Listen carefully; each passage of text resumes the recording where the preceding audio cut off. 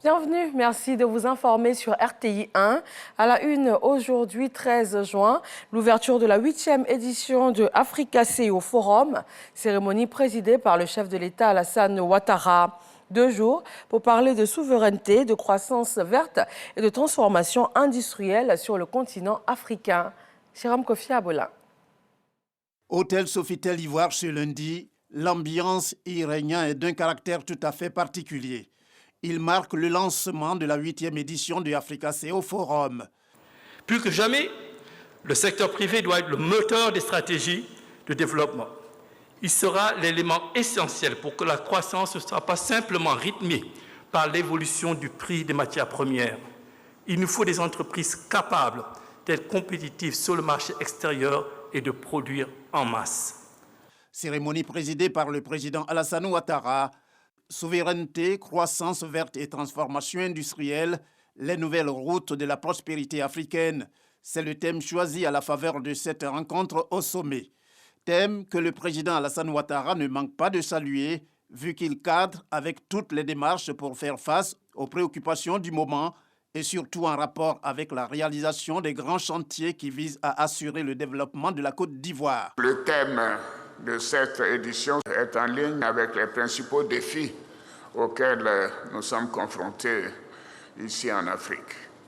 Donc ce thème permet également d'insister sur le rôle moteur que doit jouer le secteur privé dans le développement de l'Afrique à travers notamment la production et la transformation locale de nos produits de première nécessité.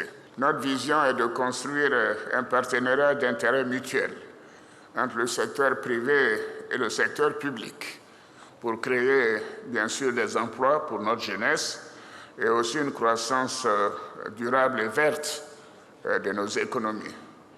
Et à cet égard, la Côte d'Ivoire a lancé un nouveau plan national de développement 2021-2025 d'environ 100 milliards de dollars, dont les 3/4 sont attendus du secteur privé.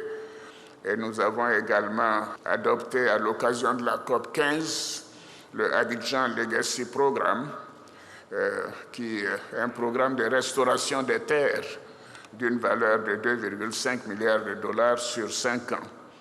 Car en 60 ans d'indépendance, le couvert forestier en Côte d'Ivoire a été diminué de 80%. Donc il faut essayer d'améliorer le couvert forestier dans les années à venir, pour nous-mêmes, mais également pour l'humanité. Je souhaite donc que ce forum constitue une plateforme privilégiée pour vous, les décideurs du secteur privé et public, en vue de faire des propositions concrètes et nouer des partenariats pour profiter des opportunités avec la mise en œuvre de la zone de libre-échange internationale, la ZLECAf, et ce grand marché africain intégré de plus de 1,2 milliard d'habitants, et ce marché qui atteindra le double, 2,5 milliards d'habitants en 2050. Le premier panel qui a suivi l'ouverture des travaux a vu la participation du président ghanéen Nana Akufo-Addo, qui s'est félicité de la convergence de vues en ce qui concerne la politique de développement prônée par les autorités ivoiriennes. C'est le 2e sommet de Africa CEO Forum qui se tient sur le sol ivoirien après la session qui s'est déroulée en mars 2016. Lors de cette première journée du forum, le vice-président ivoirien Thiemoko Miele Kone a échangé avec les investisseurs venus en Côte d'Ivoire. C'était lors d'un déjeuner offert par le chef de l'État. Les opportunités d'investissement et l'amélioration du climat des affaires étaient au centre des discussions. Ce 13 juin marque également le premier jour de composition pour le BEPC, le brevet d'études de premier cycle. 547 831 candidats tentent de décrocher ce 2e diplôme scolaire. Et pour cette première journée, les élèves en classe de 3e et autres candidats au test d'orientation ont fait face aux épreuves de composition française et de physique-chimie. Et puis au Burkina Faso, pour terminer, des hommes armés ont attaqué les populations de Seitanga, près de la frontière avec le Niger. 50 corps ont été retrouvés et des unités d'intervention ont été déployées sur la zone, selon le porte-parole du gouvernement.